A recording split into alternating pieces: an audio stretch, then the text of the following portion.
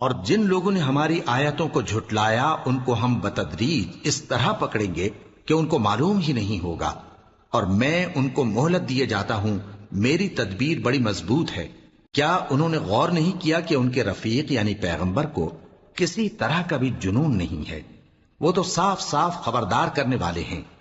کیا انہوں نے آسمان اور زمین کی بادشاہت میں اور جو چیزیں اللہ نے پیدا کی ہیں ان پر نظر نہیں کی، اور اس بات پر خیال نہیں کیا کہ عجب نہیں کہ ان کی موت کا وقت نزدیک پہنچ گیا ہو؟ تو اس کے بعد وہ اور کس بات پر ایمان لائیں گے؟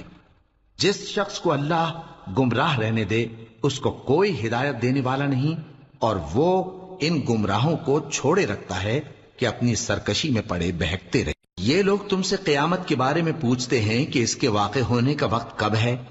کہہ دو کہ اس کا علم تو میرے پروردگار ہی کو ہے، وہی اسے اس کے وقت پر ظاہر کر دے گا۔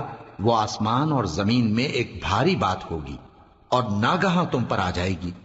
یہ تم سے اس طرح دریافت کرتے ہیں کہ گویا تم اس سے بخوبی واقف ہو۔ کہو کہ اس کا علم تو اللہ ہی کو ہے، لیکن اکثر لوگ یہ نہیں جانتے۔ کہہ دو کہ میں اپنے فائدے اور نقصان کا کچھ بھی اختیار نہیں رکھتا مگر وہ جو اللہ چاہے، اور اگر میں غیب کی باتیں جانتا ہوتا تو بہت سے فائدے جمع کر لیتا اور مجھ کو کوئی تکلیف نہ پہنچتی۔ میں تو مومنوں کو ڈر اور خوشخبری سنانے والا ہوں۔ وہ اللہ ہی تو ہے جس نے تم کو ایک شخص سے پیدا کیا اور اس سے اس کا جوڑا بنایا تاکہ اس سے راحت حاصل کرے۔ سو جب وہ اس کے پاس جاتا ہے تو اسے ہلکا سا حمل رہ جاتا ہے اور وہ اس کے ساتھ چلتی پھرتی ہے۔ پھر جب وہ بوجھ محسوس کرتی ہے یعنی بچہ پیٹ میں بڑا ہوتا ہے تو دونوں میاں بیوی اپنے پروردگار اللہ سے التجا کرتے ہیں کہ اگر تو ہمیں صحیح و سالم بچہ دے گا تو ہم تیرے شکر گزار ہوں گے۔ پھر جب وہ ان کو صحیح و سالم بچہ دیتا ہے تو اس بچے میں جو وہ ان کو دیتا ہے اس کا شریک مقرر کرتے ہیں۔ سو جو شرک وہ کرتے ہیں اللہ کا رتبہ اس سے بلند ہے۔ کیا وہ ایسوں کو شریک بناتے ہیں جو کچھ بھی پیدا نہیں کر سکتے اور خود پیدا کیے جاتے ہیں، اور نہ ان کی مدد کی طاقت رکھتے ہیں اور نہ اپنی ہی مدد کر سکتے ہیں؟ اور اگر تم ان کو سیدھے رستے کی طرف بلاؤ تو تمہارا کہا نہ مانے۔ تمہارے لیے برابر ہے کہ تم ان کو بلاؤ یا چپ کے ہو رہو۔ مشرکو، جن کو تم اللہ کے سوا پکارتے ہو تمہاری طرح کے بندے ہی ہیں۔ اچھا تم ان کو پکارو، اگر سچے ہو تو چاہیے کہ وہ تم کو جواب بھی دے۔ بھلا ان کے پاؤں ہیں جن سے چلیں، یا ہاتھ ہیں جن سے پکڑیں، یا آنکھیں ہیں جن سے دیکھیں، یا کان ہیں جن سے سنیں؟ کہہ دو کہ اپنے شریکوں کو بلا لو اور میرے بارے میں جو تدبیر کرنی ہو کر لو، اور مجھے کچھ مہلت بھی نہ دو، پھر دیکھو کہ وہ میرا کیا کر سکتے ہیں۔ میرا مددگار تو اللہ ہی ہے جس نے کتاب برحق نازل کی، اور وہ نیک لوگوں کو دوست رکھتا ہے۔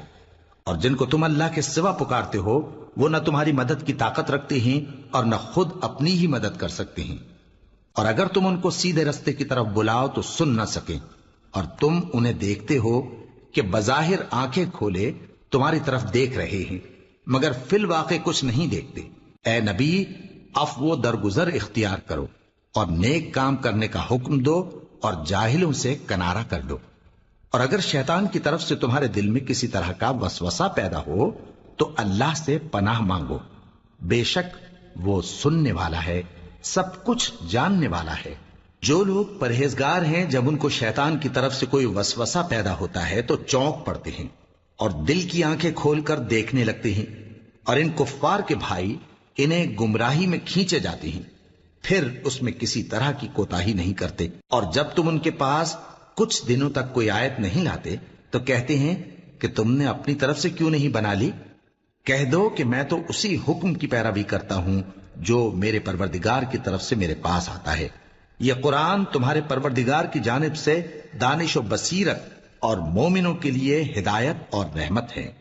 اور جب قرآن پڑھا جائے تو توجہ سے سنا کرو اور خاموش رہا کرو تاکہ تم پر رحم کیا جائے، اور اپنے پروردگار کو دل ہی دل میں عاجزی اور خوف سے اور پست آواز سے صبح و شام یاد کرتے رہو، اور دیکھنا غافل نہ ہونا۔